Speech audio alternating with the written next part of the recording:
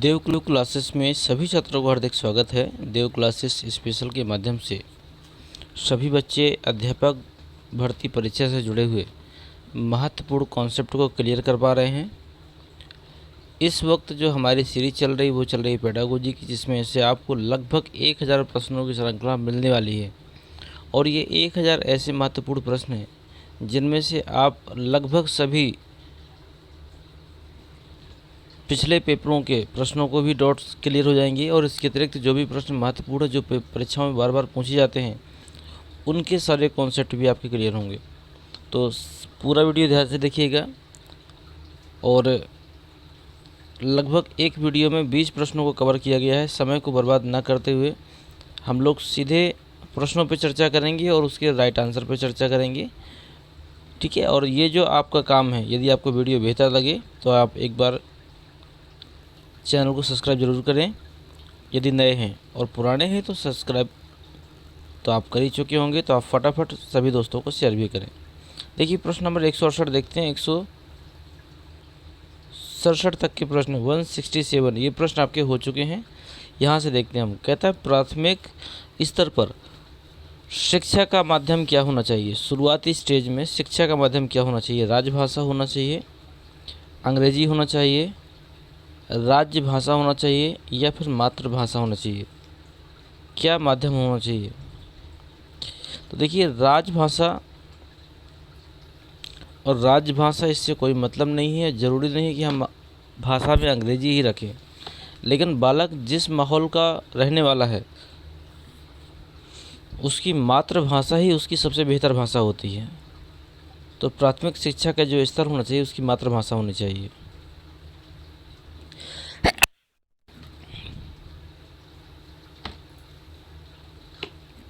अगला है अधिगम का अर्थ क्या होना चाहिए। अधिगम का अर्थ क्या है। बौद्धिक ज्ञान है, भाषा का शुद्ध ज्ञान है, व्यक्तित्व का सर्वांगीण विकास है, या फिर बच्चों का पढ़ाना। अधिगम का अर्थ क्या होता है।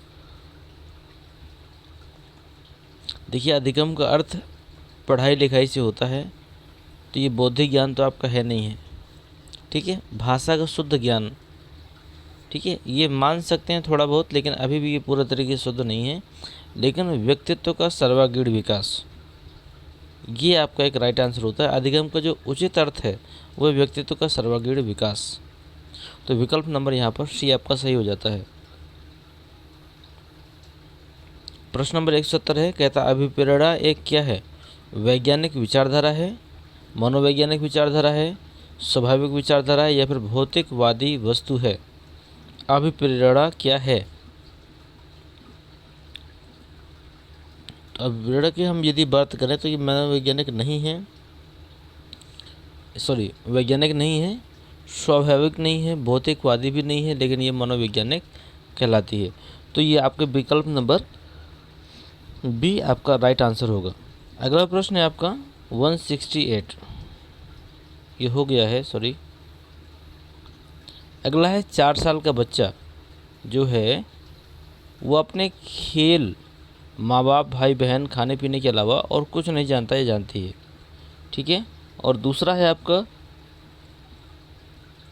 दुनिया और हर घटना के बारे में पूछताछ करता है या करती है, और अपने आसपास के वातावरण के बारे में अपनी समझ बनाता है या बनाती है, या फिर जो भी लोग बोलते हैं उसे मान लेता है या मान लेती है, ठीक है। तो जो 4 साल का बच्चा होता है वो अपने खेल, माँ बाप, भाई बहन, खाने पीने के अलावा कुछ नहीं जानता।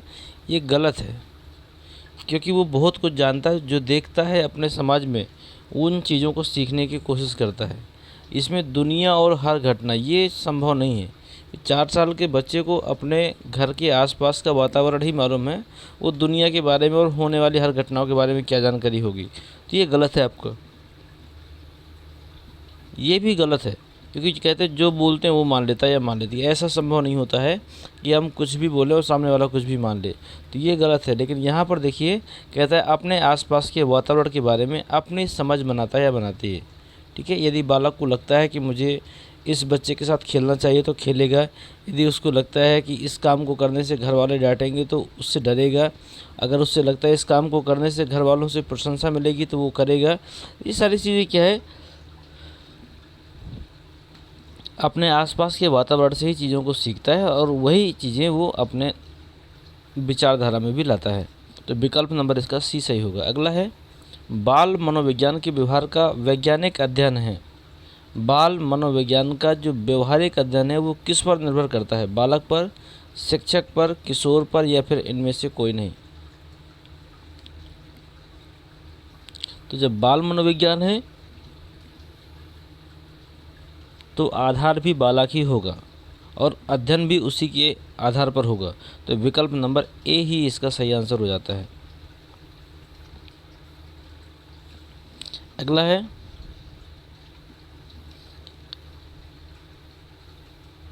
कहता है बाल मनोविज्ञान एक वैज्ञानिक अध्ययन है जिसमें बालक के जन्म से पूर्व काल से लेकर किशोरावस्था तक का अध्ययन किया जाता है। यह कथन किस मनोवैज्ञानिक के द्वारा बोला गया है? हर्लाक के द्वारा, थॉमसन के द्वारा, क्रो एंड क्रो के द्वारा या फिर J.S. रॉस के द्वारा? तो जो ये बात बोली गई है कि मनोविज्ञान एक वैज्ञानिक अध्ययन है जिसमें बालक के जन्म से पहले से लेकर जन्म के बाद मतलब किशोरावस्था तक का अध्ययन किया जाता है, तो ये बात बोली थी आपकी क्रो एंड क्रो ने। तो 173 नंबर का आपका विकल्प नंबर सी बिल्कुल सही हो जाता है। अगला प्रश्न है कहता है किस विधि के द्वारा मनुष्य के चेतन के साथ अचेतन मन का भी अध्ययन होता है? किस विधि के द्वारा? तुलना विधि के द्वारा, सांख्यिकी विधि के द्वारा, मनोविश्लेषण विधि के द्वारा या फिर प्रक्षेपण विधि के द्वारा? देखिए ये मन की बात होती है, चेतन अचेतन मन की बात होती है, तो मन से तुलना विधि, सांख्यिकी, प्रक्षेपण ये सब संभव नहीं है, ये सब रिलेट नहीं करते हैं। लेकिन मनोविश्लेषण विधि जो है विकल्प नंबर सी, ये आपका एक सही आंसर हो जाता है। तो हमारा विकल्प नंबर सी सही होगा प्रश्न नंबर 174 का। अगला है कहता है वह विधि जो व्यक्तित्व के गुणों का अनुमान लगाने के लिए प्रयुक्त होती है क्या कहलाती है? वह विधि जो व्यक्तित्व के गुणों का अनुमान लगाने के लिए प्रयोग होती है क्या कहलाती है? मापन रेखा कहलाती है, व्यक्तिगत निदान विधि कहलाती है, मनोनीत विधि कहलाती है, प्रक्षेपण विधि कहलाती है? मनोनीत तो होगा नहीं, ठीक है, क्योंकि मनोनीत का मतलब किसी सदस्य को मनोनीत करना यदि बनाए जाने से मतलब होता है, तो ये तो होगा नहीं। प्रक्षेपण भी नहीं होगा।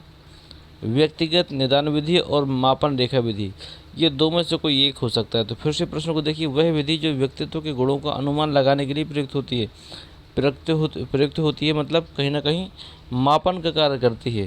तो जब मापन का कार्य करेगी तो विकल्प नंबर ए ही इसका सही आंसर हो जाएगा। अगला प्रश्न है प्रश्न नंबर 176, कहता है किस विधि के द्वारा मनोवैज्ञानिक बालक से उसके अभिभावक अथवा अध्यापक से बातचीत करता है? मतलब किस विधि के द्वारा अभिभावक या अध्यापक से बातचीत करता है? कौन? किस विधि के द्वारा मनोवैज्ञानिक बात करता है किससे? बालक से उसके अभिभावक के बारे में। ये साक्षात्कार विधि होती है, अंतः निरीक्षण विधि होती है, आत्मचरित्र लेखन विधि होती है या फिर प्रश्नावली विधि होती है? 176।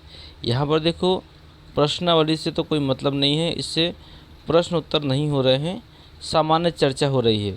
और सामान्य चर्चा को यदि हम साक्षात्कार का नाम दें तो वो बेहतर होगा, क्योंकि साक्षात्कार का मतलब इंटरव्यू, ठीक है, इसमें से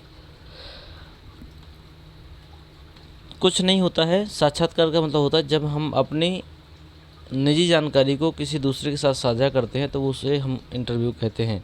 तो ये कहीं ना कहीं साक्षात्कार विधि आपकी कहलाएगी। तो प्रश्न नंबर 176 का ए नंबर आपका सही आंसर होगा। अगला है किशोरावस्था का समय क्या है? 12 से 18, 10 से 20, 5 से 7, 18 से 25। तो किशोरावस्था का जो समय है वो आपका 12 वर्ष से स्टार्ट होता है और 18 वर्ष तक रहता है ये।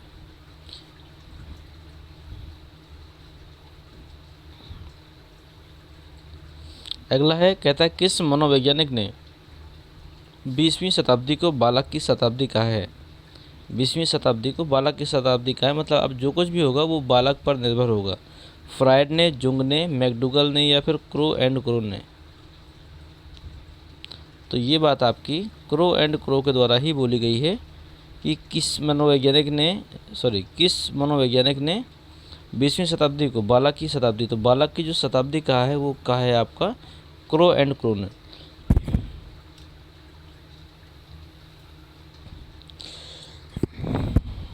प्रश्न नंबर अगला है 179।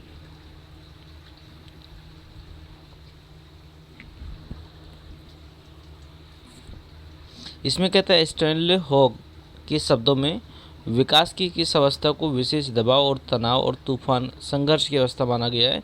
ये सब जानते हैं, संघर्ष की अवस्था, तूफान की अवस्था, तनाव की अवस्था, ये सब किशोरावस्था में ही होती है। आपका 180 नंबर देखना, 180 देखना है।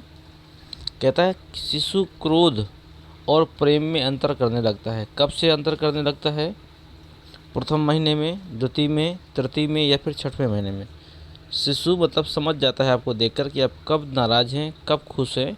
ये चीज़ें उसकी छठवें महीने में स्टार्ट हो जाता है। यदि आप डांटते हैं तो बच्चा रोने लगता है, यदि आप उससे प्रेम करते हैं तो वो हंसने लगता है, मुस्कुराने लगता है। तो ये छठवें महीने में ये बालक में गुण आ जाता है कि वो आपके क्रोध और प्रेम में अंतर करने लगे। तो विकल्प नंबर यहाँ डी आपका सही आंसर हो जाएगा। अगला प्रश्न देखिए, कहता है बालक अपने व्यवहार की सामाजिक स्वीकृति चाहता है। सामाजिक स्वीकृति कब चाहता है? जब बालक शैशवावस्था में होता है, बाल्यावस्था में, किशोरावस्था में या फिर पूर्व बाल्यावस्था में। तो आप भी जानते हैं कि जब बालक स्वतंत्रता कब चाहता है, कब वो दबाव बर्दाश्त नहीं करता है या फिर उसे ज़्यादा दबाव पसंद नहीं होता, वो स्वतंत्र रूप से जीना चाहता है। ये सब चीज़ें जो घटती हैं वो किशोरावस्था में ही घटती हैं। तो आपका विकल्प नंबर सी आपका सही हो जाएगा। अगला प्रश्न है शिशु के समय जन्म के समय शिशु के मस्तिष्क का भार कितना होता है? जन्म के समय शिशु के मस्तिष्क का भार कितना होता है? 400 ग्राम, 500 ग्राम, 700 ग्राम या फिर 1100 ग्राम। तो जन्म के समय होता है आपका 500 ग्राम का। तो विकल्प नंबर आपका बी यहाँ पर सही आंसर हो जाता है। अगला है बालकों के सर्वांगीण विकास का दायित्व होता है शिक्षक का, बालक का, समाज का या फिर शिक्षक और बालक दोनों का। 183 नंबर। तो बालकों के सर्वांगीण विकास के लिए बालक और शिक्षक दोनों उत्तरदायी होते हैं। तो इसलिए विकल्प नंबर आपका डी सही हो जाता है। कहता है स्पीयरमैन का बुद्धि संबंधी सिद्धांत सामान्यतः किस नाम से जाना जाता है? स्पीयरमैन का जो सिद्धांत है वो किस नाम से जाना जाता है? समूह कारक के नाम से, त्रिआयाम सिद्धांत के नाम से, द्विकारक के नाम से या फिर प्रतिदर्श सिद्धांत के नाम से। तो हम बता दें स्पीयरमैन का द्विकारक सिद्धांत ही फेमस है। तो विकल्प नंबर आपका सी सही हो जाएगा यहाँ पर। अगला 185 में कहता टोरेंस, बैनर, टेलर तथा हॉलैंड एवं कूंट इत्यादि मुख्यतः किस विषय के शोध एवं परीक्षण से संबंधित है? तो ये सब जो मनोवैज्ञानिक है ये किस परीक्षण को लेकर जाने जाते हैं? 185 नंबर का उत्तर दीजिए आप, ए, बी, सी या फिर डी। ये हम आपको बता दें टोरेंस, बैनर, टेलर तथा हॉलैंड ये सब सृजनात्मकता परीक्षण के लिए जाने जाते हैं। तो आपका विकल्प नंबर सी बिल्कुल राइट आंसर होगा। अगला प्रश्न है कहते सर्वप्रथम बुद्धि परीक्षण का निर्माण कहाँ हुआ था? कब हुआ था? सर्वप्रथम बुद्धि परीक्षण कब हुआ था? वो 186 नंबर देखिए। सर्वप्रथम जो बुद्धि परीक्षण, सबसे पहला बुद्धि परीक्षण हुआ था वो सन 1905 में हुआ था। इसलिए विकल्प नंबर यहाँ पर बी आपका सही होगा।